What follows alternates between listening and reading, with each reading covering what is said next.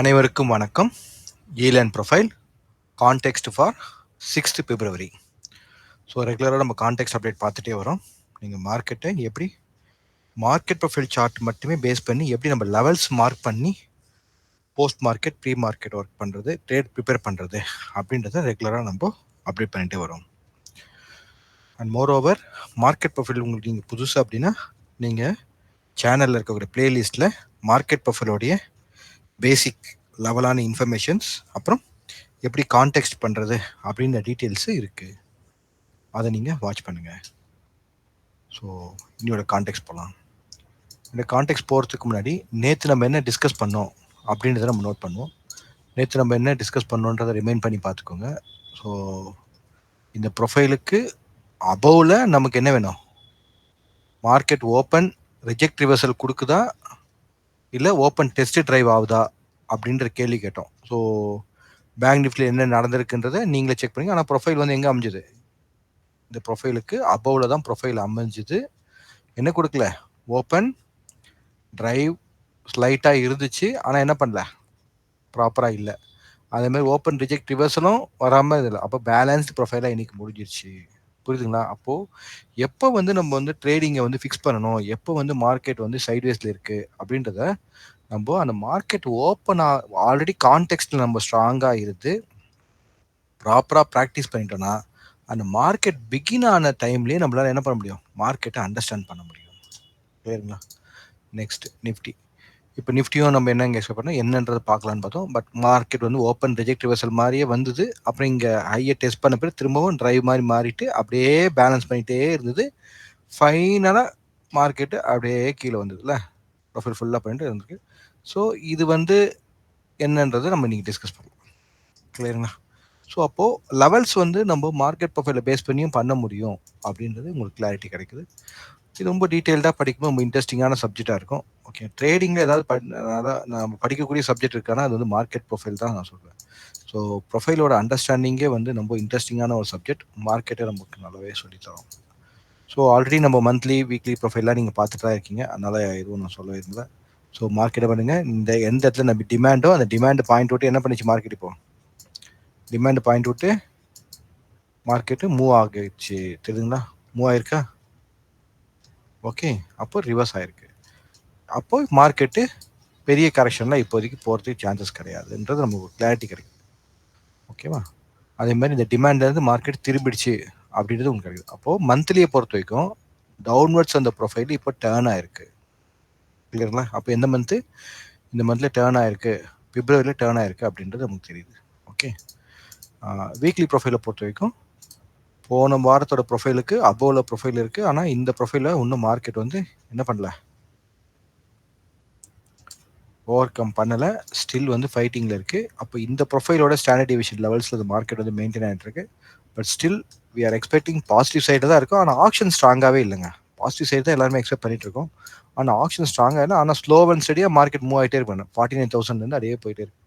இதுமாதிரி பேங்க் நிஃப்டியும் பார்த்தீங்கன்னா 22,500 அந்த 700 ரேஞ்சிலேருந்து இப்போ ஆல்மோஸ்ட் 1000 பாயிண்ட்ஸ் மார்க்கெட் மேலே போனதே தெரியல.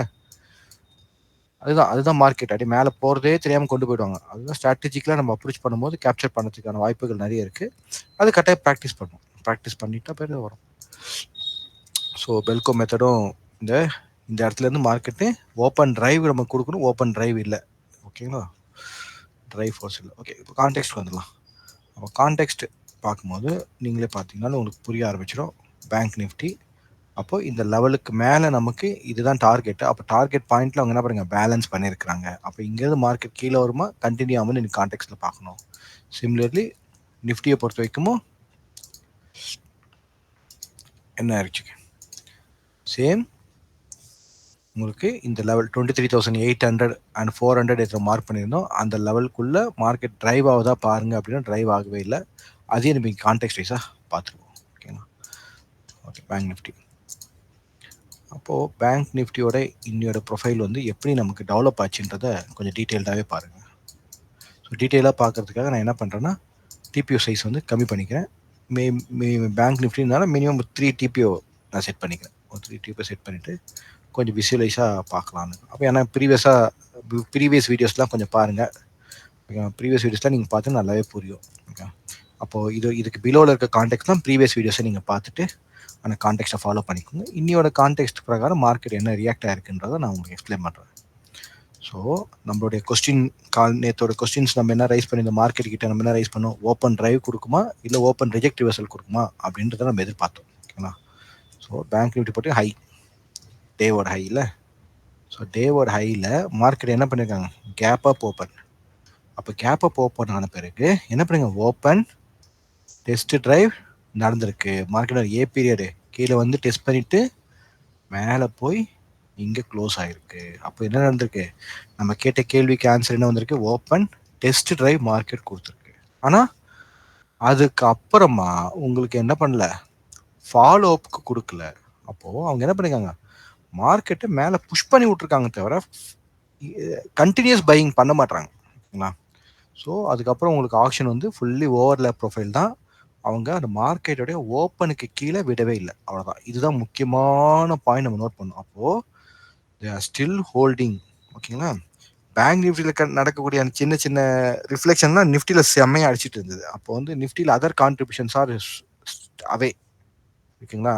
அப்போது நம்ம இன்ஸ்டியூஷனோட கான்ட்ரிபியூஷன் தான் மார்க்கெட் ரியாக்ட் ஆகுது. அப்போது பேங்க் நிஃப்டியில் மார்க்கெட் இப்படி வேலட்டைல் ஆகிறது, நிஃப்டியில் பெரிய மூவாக இருக்குது. அப்போ அதர் கான்ட்ரிபியூஷன்ஸ் இல்லாத மாதிரி தான் எனக்கு ஃபீல் ஆயிடுச்சு. பரவாயில்ல, அதெல்லாம் நமக்கு தேவையில்ல. நம்ம போதும் டெக்னிக்கலாக பார்த்துட்டு போயிடணும்.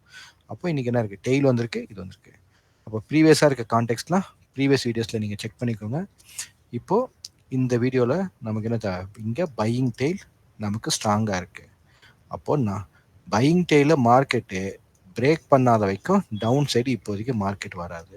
அப்சைடு போனோன்னா இந்த ஹைக்கு மேலே நமக்கு என்ன வேணும், ஓடிஎஃப் ரெஃபரன்ஸ் வந்தால் நமக்கு என்ன அடுத்த டார்கெட்டு மார்க்கெட் போகிறதுக்கான சான்ஸ் இருக்குது அப்படின்னு அந்த கிளாரிட்டி கிடைக்கும். சரிங்களா? ஸோ இது வந்து ஒரு லேர்னிங் சீரியஸாக பாருங்கள். டெஃபரெண்ட்டாக ரொம்ப இன்ட்ரெஸ்டிங்காக இருக்கும். ஜஸ்ட் மார்க்கெட் அப்டேட்டுக்காக பார்க்குற மாதிரி இருந்தீங்கன்னா அது வந்து பெருசாக உங்களுக்கு பயன் அளிக்காது. நீங்கள் லேர்ன் பண்ணணும், ஒரு ப்ரொஃபஷனல் ட்ரேடராக வரணும், லேர்ன் பண்ணணும் அப்படின்ற போது நீங்கள் என்ன பண்ணுங்கள், இது வந்து கையில் எடுத்துகிட்டு ரொம்ப இன்ட்ரெஸ்டிங்காக இருக்கும். அப்போது நமக்கு இமீடியட் டார்கெட் என்னென்னலாம் இருக்குன்றது மட்டும் இப்போ நோட் பண்ணிக்கலாம். 50,800. ஓகேங்களா? 50,800. அதுக்கப்புறம் 51,500. இந்த ரெண்டு லெவல்ஸ் இருக்குது. இங்கே 5500 அந்த அரௌண்டிங்கில் தான் மார்க்கெட் சுற்றிட்டு இருக்குது. ஓகேங்களா? ஸோ இப்போ இங்கேருந்து மார்க்கெட் என்ன பண்ணணும், டெஸ்ட் ட்ரைவ் எடுக்கணும். என்ன பண்ணுறாங்கிறது நாளைக்கு நம்ம பார்த்துக்கலாம். இம்பார்ட்டன்ட் லெவல்ஸ்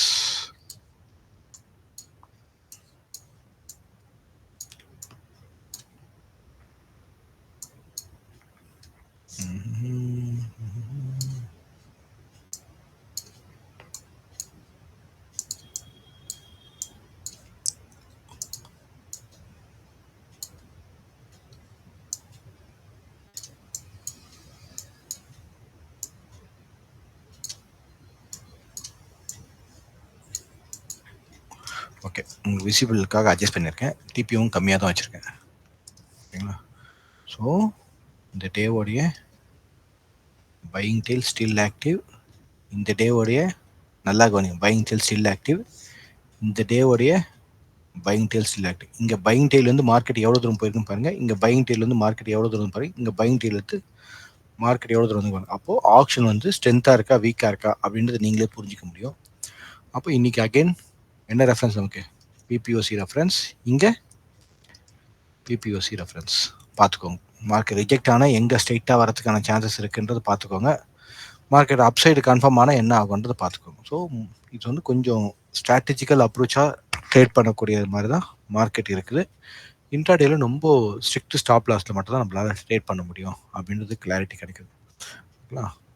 ஸோ பெரிய கான்டெக்ட்லாம் ஒன்றும் இல்லை. இன்னைக்கு பிபிஓசி ப்ரொஃபைல் கான்டெக்ஸ்ட்டு பிலோவில் இந்த பிபிஓசி ப்ரொஃபைல் தான் மார்க்கெட் என்னாச்சு, இப்படி போன மார்க்கெட்டு இங்கே வந்து இங்கேருந்து இப்போ கண்டினியூ ஆகி போயிருக்கு. இப்போ இந்த லெவலுக்கு மேலே என்ன இருக்குது அப்படின்னு பாருங்கள். ஸோ இந்த கட்டாக இந்த பிஓசியும் உங்களுக்கு கொஞ்சம் ஸ்ட்ராங்காக தான் இருக்கும். ஓகேங்களா? So fine. ஸோ ஒரு கிளாரிட்டி இருக்குங்களா? ஸோ அப்சைடு என்ன லெவல்ஸும் உங்களுக்கு நான் காமிச்சிட்டேன். ஓகேங்களா? Fine. Now will see on Nifty. அப்போ நிஃப்டியோ லெவல்ஸும் பார்க்கும்போது நமக்கு என்ன இருக்குது, இந்த இடத்துல அபோவில் சிங்கிள் பிரிண்ட்டு அந்த அனாமலிஸ் வந்து இன்னும் கிளியர் ஆகாமல் இருக்குது. மார்க்கெட் இந்த இடத்துல 23,800 ஸ்ட்ரகிள் ஆகிட்டு இருக்குன்னு நமக்கு கிளாரிட்டி கிடைக்குது. இன்றைக்கி நிஃப்டியும் என்ன பண்ணாங்கன்றது நோட் பண்ணுவோம். ஸோ நம்ம இங்கே கேட்ட கேள்வியில் மார்க்கெட் இங்கே கேட்ட கேள்வினா ஓப்பன் ட்ரைவ் கொடுக்குமா, ஓப்பன் டெஸ்ட் ட்ரைவ் கொடுக்குமா, ஓப்பன் ரிஜெக்ட் ரிவர்சல் கொடுக்குமா மார்க்கெட்டு அப்படின்னு தான் கேட்டோம். டிபிஓ ரெடியூஸ் பண்ணி பார்ப்போம்.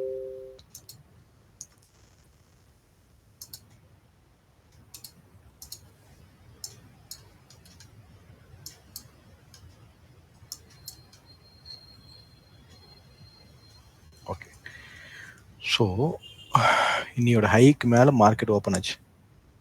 இன்னையோட ஹைக்கு மேலே மார்க்கெட் ஓப்பன் ஆச்சு. இன்னைக்கு ஹைக்கு மேலே மார்க்கெட் ஓப்பன் ஆன பிறகு மார்னிங் வந்து அப்படியே போயிட்டு ரிஜெக்ட் ரிவர்சல் கொடுக்குற மாதிரி வந்தது. அப்படியே போயிட்டு வந்து அப்போ கடைசியில் எங்கே போய் க்ளோஸ் ஆச்சு? இங்கே தான் க்ளோஸ் ஆச்சு. ஸோ ஓகே, அப்போ ஸ்லைட்லி புல்லிஷ் இருந்தேன். ஆனால் பிபிஐடு பார்த்தா என்ன பண்ணாங்க? ஓப்பன் ஆகி நல்லா இப்படி கீழே வந்துட்டு திரும்ப இங்கே வந்து இங்கே க்ளோஸ் ஆயிடுச்சு. அப்போ A period up side, B period அப்போ ரெண்டுமே ஐபி ஃபார்ம் ஆயிடுச்சு. அப்போ ஐபி ஃபார்ம் ஆன பிறகு எந்த பக்கமாக பிரேக் அவுட் கிடைக்குமான்னு பார்த்தா பிரேக் அவுட் கிடைக்கவே இல்லை.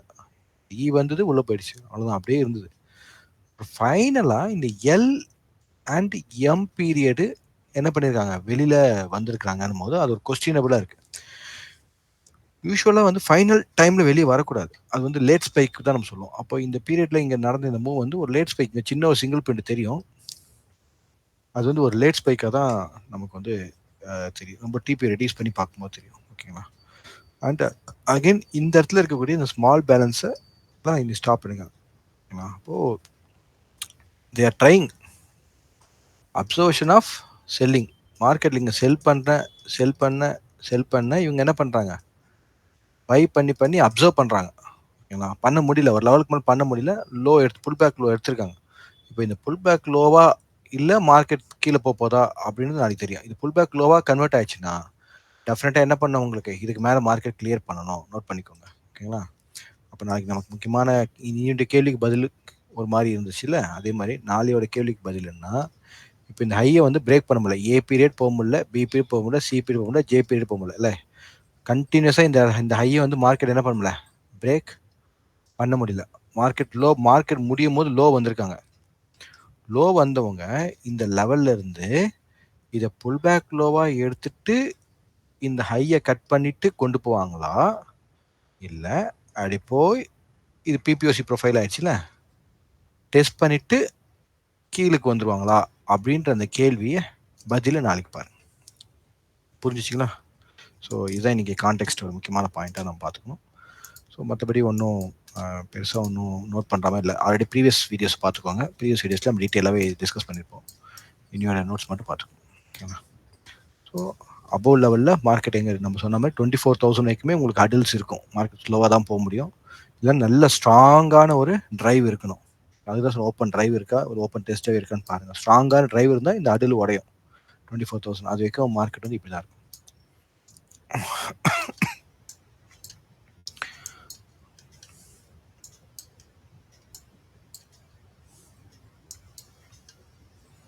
ஸோ இம்மிடியேட் ரெஃபரன்ஸாக நீங்கள் நோட் பண்ணணும்னு பார்த்தீங்கன்னா என்னென்னலாம் இருக்குது அப்படின்றது பாருங்க. இங்கேருந்து பார்த்தாலே தெரியுது. ஓகே, அப்போது இந்த இடத்துல உங்கள் ரெஃபரன்ஸ் என்ன?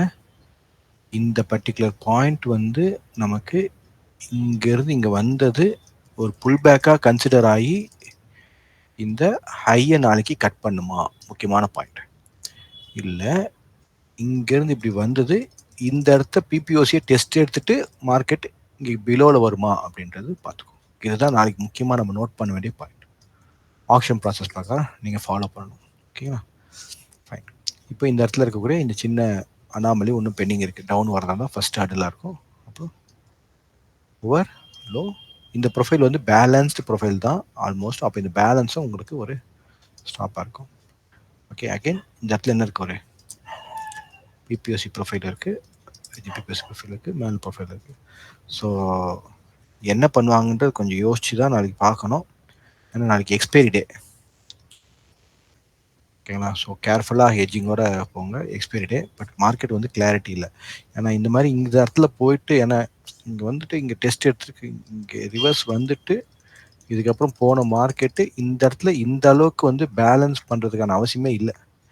எய்தர் இங்கே வந்து பிரேக் அவுட் கொடுத்து திரும்ப இந்த லெவலுக்கு வந்து அவங்களுடைய லெவல்ஸ் ஃபிட் பண்ணுவோம், இல்லை மேலே போகணும். அவங்களுக்கு வந்து அந்த இடத்துல வந்து அப்சர்வேஷன் ஆஃப் செல்லிங்கா அப்படின்ற பாயிண்ட் இருக்குது. அப்போ நாளைக்கு ஓப்பன் நாளைக்கு முக்கியமான நோட் பண்ண பாயிண்ட்ஸ் வந்து நாளையோட ஓப்பன் வந்து முக்கியமாக நோட் பண்ணணும்.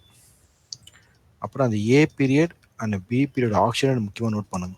நோட் பண்ணிவிட்டு அதுக்கப்புறம் தான் நம்ம வந்து எதாவது டிசைட் பண்ணணும். அவசரப்பட்டுலாம் நம்ம ட்ரேட் எடுத்தோம்னா மாட்டிப்போம். ஓகேங்களா? ஸோ முக்கியமாக இதை கவனிச்சுக்கோங்க. ஸோ கான்டெக்ட் கிளியராக தான் இருக்குது. பட் நம்ம கொஞ்சம் பொறுமை வேணும்.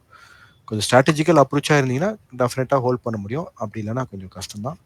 ஸோ இன்ட்ராடேல அவ்வளோ சின்ன சின்ன ஆப்பர்ச்சுனிட்டி உங்களுக்கு வேறு செட்டப்ஸில் கிடைக்கும். ஆனால் ஆப்ஷன் ஸ்ட்ராங்காக இருந்தால் மட்டும் கண்டினியூ பண்ணுங்கள். So that's all for the today. Okay, அப்போ நம்ம நேற்று கேட்ட கேள்விக்கான ஆன்சர் மார்க் என்ன பண்ணல, ஓப்பன் ட்ரைவும் பண்ணி காமிக்கல, ஓப்பன் ரிஜெக்ட் ரிவர்ஸலும் பண்ணி காமிக்கல. பேலன்ஸ் ப்ரொஃபைலாக இருக்குது, பிபிஓசி ப்ரொஃபைலாக இருக்குது. இதே பேங்க் நிஃப்டியில் ஓப்பன் ட்ரைவ் பண்ணிவிட்டு அங்கேயே மார்க்கெட் பேலன்ஸ் ஆயிருக்கு. அப்போது நிஃப்டியை கம்பேர் பண்ணும்போது பேங்க் நிஃப்டி நமக்கு என்ன இருக்குது, கொஞ்சம் புல்லிஷ் சைன் இருக்குது. அப்போ நாளைக்கு பேங்க் நிஃப்டி இன்னையோட ப்ரொஃபைலுக்கு மேலே ஒரு டிரைவ் கொடுத்தாங்க அப்படின்னா டெஃபினட்டாக நிஃப்டியில் அது ரிஃப்ளெக்ட் ஆகும். சரிங்களா? ஸோ இன்ஸ்டியூஷன்ஸ் எல்லாம் பிளான் பண்ணியிருக்காங்கன்னு தெரியல நாளைக்கு எக்ஸ்பைரி டே. ஸோ கொஞ்சம் கேர்ஃபுல்லாக ட்ரேட் பண்ணுங்கள். That's all for the day. Will see you tomorrow.